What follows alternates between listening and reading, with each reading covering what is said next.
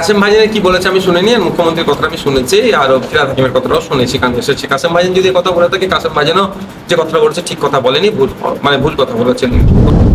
শুধু দিল্লি গিয়ে করতে হবে যে বলছে তাকে বলবো, তাহলে ভোটের সময় দিল্লি গিয়ে ভোটটা চাইবেন।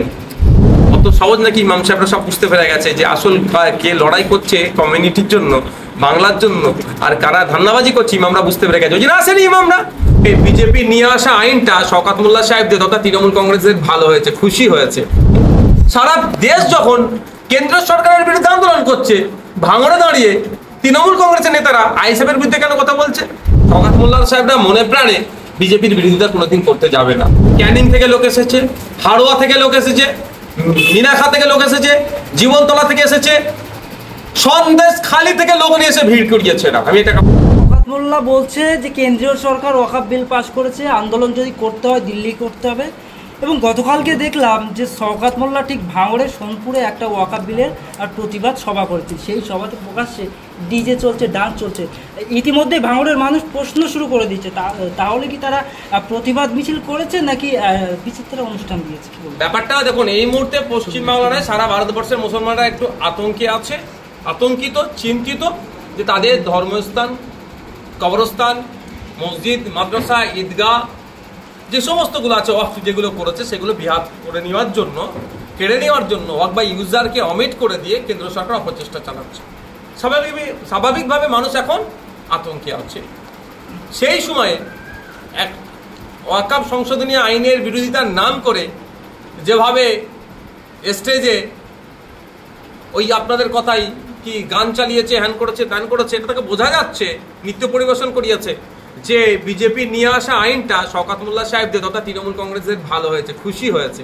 ওই জন্য বিরোধিতার ব্যানারটা সামনে রাখলেও মনের মধ্যে যেটা আছে সেটাকে নৃত্য পরিবেশনের মাধ্যমে প্রকাশ করেছে।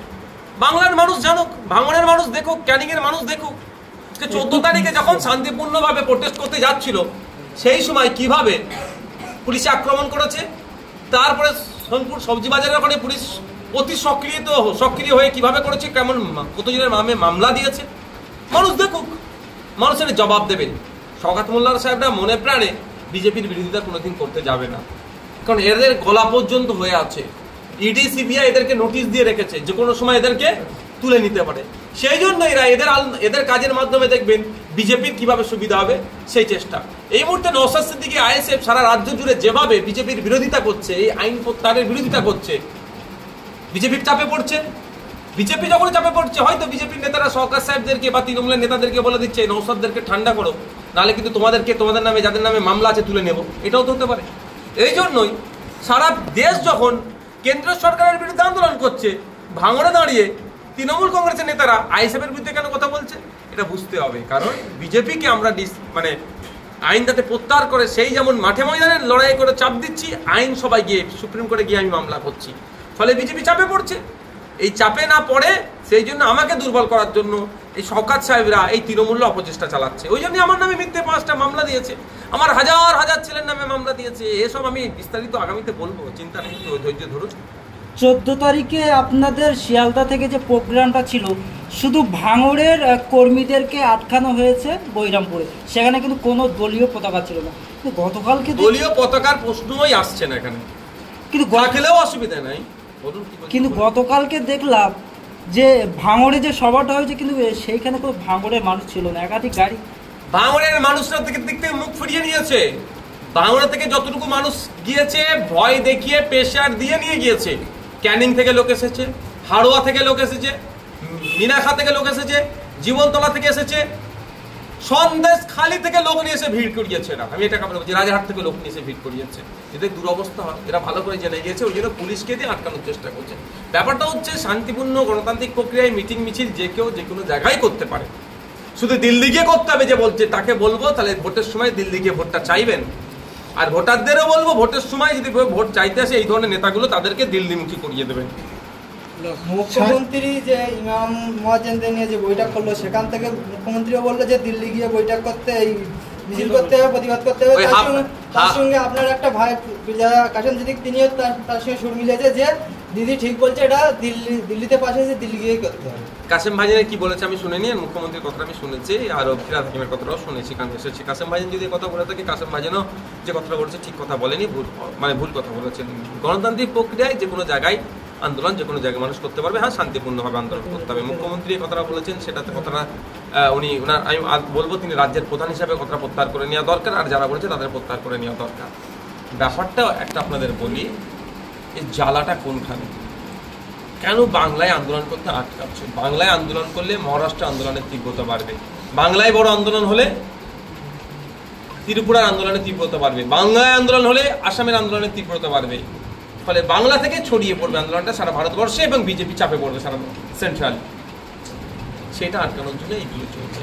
আর আপনি যে বলেন ইমাম সম্মেলনের ব্যাপারে, ওই 8 বছর 10 বছরের ছেলের ইমামগুলোর কথা বলছিলেন না, হাফ প্যান্ট পরে যে বাচ্চাগুলো এসেছিল ইমাম, ওদের কথা বলছেন? কার কোন ইমামের কথা বলছেন আপনারা দেখেছেন তো, দেখিয়েছেন তো। ব্যাপারটা হচ্ছে ওটা মুখ্যমন্ত্রীকে ডেকে নিয়ে এসে অপমান করেছে। কে ডেকে নিয়ে এসে অপমান করেছে খোঁজ নেন। তৃণমূল কংগ্রেসের কিছু নেতার সাথে যুক্ত আছে, কিছু ইমামের নাম করে কিছু লোকজন হচ্ছে, সেইগুলো ভেবেছিল লোকজন হয়ে যাবে, মমতা ব্যানার্জিকে নাম দেবো সব হয়ে যাবে। অত সহজ নাকি ইমাম সাহেবরা সব বুঝতে পেরে গেছে যে আসল কে লড়াই করছে কমিউনিটির জন্য, বাংলার জন্য, আর কারা ধান্দাবাজি করছে ইমামরা বুঝতে পেরে গেছে। ওই জন্য আসেনি ইমামরা, ওই জায়গা ভরানোর জন্য কি হয়েছে, এখানে সেখানে ময়দানে বাচ্চারা খেলাধুলা করে, এই চ বিরিয়ানির প্যাকেট দেবো, চ মমতা ব্যানার্জির সাথে দেখা করাবো, এই ধরনের কি বিরিয়ানির প্যাকেটটা মেনলি বলে চ গাড়িতে করে ভরেছে, আর এখানে এসে ঢেলেছে। কত হয়েছে? 12-15 হাজারের সিট তো, 2000-1000 দিয়ে আর কিছু দুধের আটা সামলে হবে, ধরা পড়ে গেছে। শাহিনী ঘোষ বলছেন শান্ত ভাঙরকে অশান্ত করছে নৌসাদ, এমনটাই মন্তব্য। ঠিক আছে, আগামী দিনে বুঝিয়ে দেবে। নটোরিয়াস ক্রিমিনাল যে আমি বলছি, ন্যাশনাল হিউম্যান রাইটস কমিশন বলছে, মমতা ব্যানার্জি তাকে বলছেন যে তুই তো বোম বাঁধিস। সে যেখানে যেখানে গিয়েছে অশান্তি করেছে। ভাঙড়া এতদিন ছিল না, ও আসার আগে ভাঙড়া তো শান্তি ছিল, ভাঙড়া তৃণমূল ছিল না। হ্যাঁ, রাজনৈতিক লড়াই হয়েছে, মত পার্থক্য হয়েছে, তর্ক বিতর্ক হয়েছে, কিন্তু এই ধরনের হিংসা হয়েছে? ও নিয়ে দায়িত্ব নেওয়ার পরে ভাঙড়া হিংসা হলো স্বাভাবিকভাবে। ও যে সারাদিন বোম বাঁধে, মমতা ব্যানার্জি কোথায় তুই তো বোম বাঁধি, সে কি আর গোলাপ দেবে? সে বোম বাঁধবে। ওকে দিয়েছে মানে এখানে হচ্ছে, এখানে গোলাপ পাবো কি করে?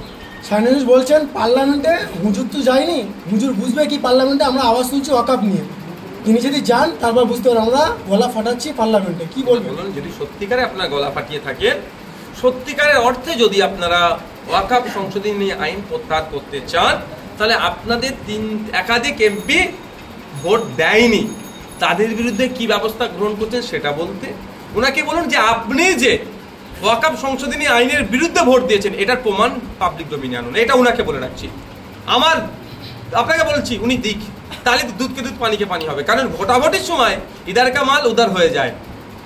ভোটাভুটিতে অংশগ্রহণ করছে, কিন্তু কাকে ভোটটা দিল, বিজেপিকে দিল না বিজেপির বিরুদ্ধে দিল, সেটা ওনাকে পোস্ট করতে বলুন। আর দুটো এমপি, সিনিয়র মোস্ট এমপি রাজ্যসভাতে ভোট পৌঁছিয়েছে। কেন ভোট পৌঁছালো এর কারণটা